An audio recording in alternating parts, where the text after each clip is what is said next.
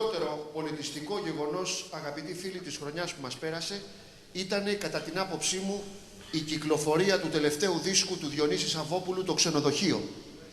Μια πολύ μεγάλη δουλειά του εξαίρετου τροβαδούρου μας από τη Μακεδονία, που αποφάσισε ο Διονύσιος Σαββόπουλος να μεταφράσει μεγάλες ξένες επιτυχίες που τις ακούγαμε τόσο καιρό και δεν καταλαβαίναμε τι λένε.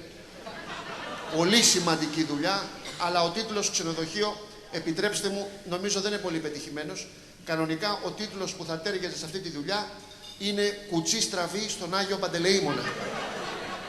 Γιατί προσπαθεί ο Σαββόπουλος να μεταφέρει το μήνυμα της ελληνικής παιδείας μετέχοντες, αλλά με το ζόρι. Με το ζόρι. Προσέξτε, έχει πάρει ένα τραγούδι ο Σαββόπουλος του Λου Ριντ, τον οποίο Λου Ριντ τον έλεγε Λοΐσιο διαβασμένο. Πώς λέμε Μπερτόδουλος για τον Μπρέχτ. Όλοι οι Έλληνες δηλαδή. Όλοι οι Έλληνες, κατά περίεργο τρόπο, είχαμε δυνατό σπέρμα, φαίνεται, σαν φυλή. Εμείς είχαμε απλωθεί στον πλανήτη σαν μικρόβιο. Και έχει πάρει του Λου Ριντ, συγγνώμη, του Λοϊσίου, του διαβασμένου, ένα τραγούδι ο Σαββόπουλος, το Perfect Day.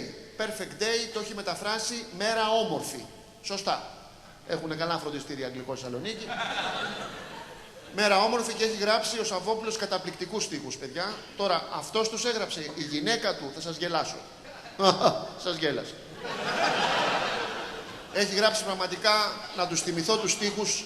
Λέει, μέρα όμορφη, στο πάρκο γυρίσαμε, όσο φέγγει ας πιούμε μια σαγκριά.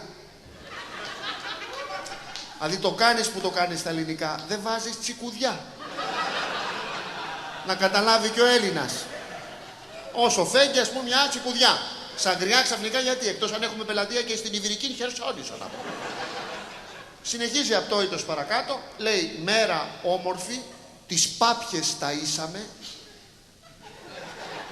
Ωραία εικόνα, ωραία εικόνα. Σινεμά και σπιτάκι μετά. Δηλαδή 1000 φορές πρεζάκιας, παιδιά. 1000 φορές πρεζάκιας, αν είναι αυτό το να ταΐσουμε πάπιες, να πηγαίνουμε σινεμά και σπιτάκι μετά, και σπιτάκια να τριχιάζεις. Η εστία οικογενειακή. Δεν τα βγάζω από το μυαλό μου, έτσι τα έχει γράψει, παιδιά. Έτσι τα έχει γράψει. Πάμε να τα τραγουδήσουμε. Μέρα όμορφη, στο πάρκο γυρίσαμε,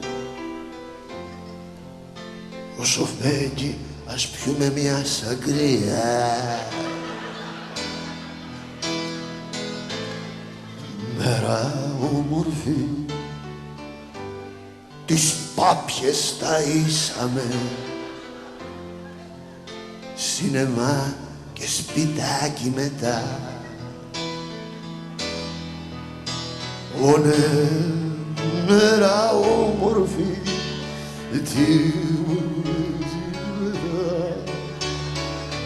Άστο, πολύ το κατάλαβε ο κόσμος. Αγαπητοί φίλοι, χειροκροτάτε τώρα.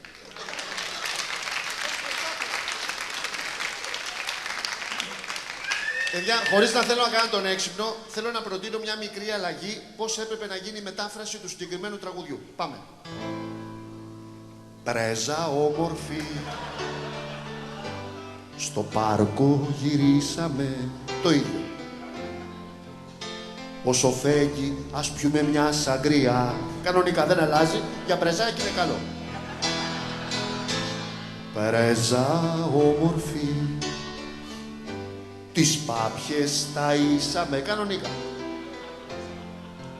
Σινεμά και σπιτάκι μετά. Δηλαδή μία λέξη αλλάζεις και απογειώνεται όλα.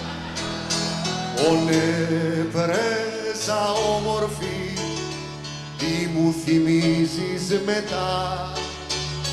Ναι, πρέζα ξενερωτή, λα λα λα λα λα λα λα λα λα